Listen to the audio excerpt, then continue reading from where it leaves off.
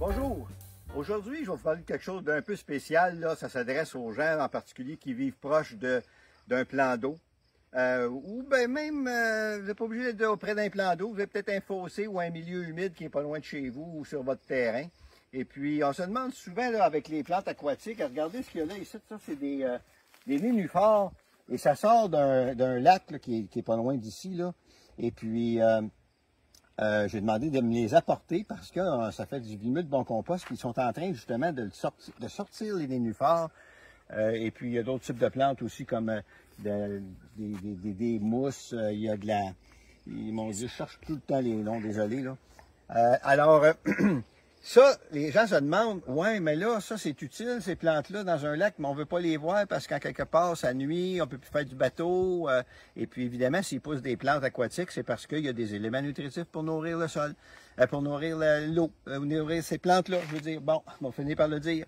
Alors, moi, je leur ai dit, apportez-moi ça ici, puis je vais faire du beau compost avec ça, regardez. Voyez-vous, c'est en train de composter. Ça composte vite à part de ça, des plantes aquatiques. Là.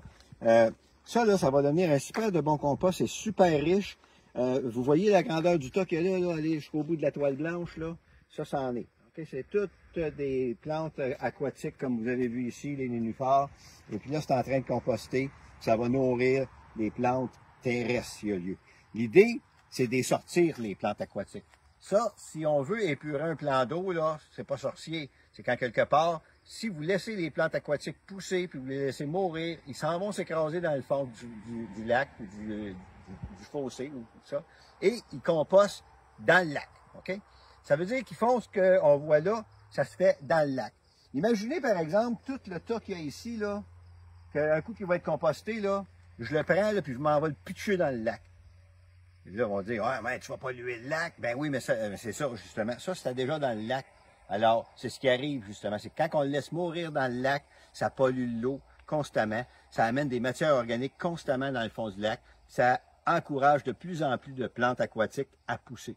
Donc, on aggrave le problème. On appelle ça l'eutrophisation d'un lac ou d'un milieu humide. C'est la croissance de plus en plus grande de plantes parce que les plantes s'alimentent par leur propre feuillage en créant de la matière organique. Et puis à ce moment-là, ça finit par se végétaliser complètement. Il y a des lacs qui ont disparu ici au Québec. Il y a 10 000 ans, il y en avait bien plus que ça. Des lacs plus profonds ont disparu à cause des feuilles des arbres qui tombaient de la forêt, qui se sont accumulés de la matière organique, s'est mis à pousser des plantes, sont mortes dans le fond du lac, etc. Alors il s'est accumulé ce qu'on appelle de la terre noire. OK? Du compost de terre noire. C'est devenu des plaies swampeux avec une forêt qui s'est développée par-dessus ces lacs-là. Donc, si on ne veut pas ça, si on veut préserver nos milieux humides, on a avantage à retirer les plantes aquatiques. OK? Ça, c'est important de comprendre ça. Si vous ne retirez pas les plantes aquatiques, vous allez vous retrouver à pareil comme si vous flanqueriez un paquet de compost dans le lac ou dans votre milieu humide. Ça va? Alors, c'était ce que je voulais vous présenter aujourd'hui. C'est un processus de consommation circulaire. La nature travaille toujours de façon circulaire. Alors, les plantes poussent, prennent des éléments nutritifs, font du feuillage, le feuillage meurt, créer du compost pour nourrir encore plus de plantes qui vont, etc. OK? Donc ça, il faut comprendre ça. Donc, si vous avez un milieu humide, vous voulez le préserver, ça ne coûte rien. Faites l'effort de sortir les plantes aquatiques. Faites-vous du compost avec, puis nourrissez vos plantes terrestres à la place dans votre jardin, tout ça, au lieu de nourrir votre lac. C'est tout. C'est aussi simple que ça. Alors, à bientôt.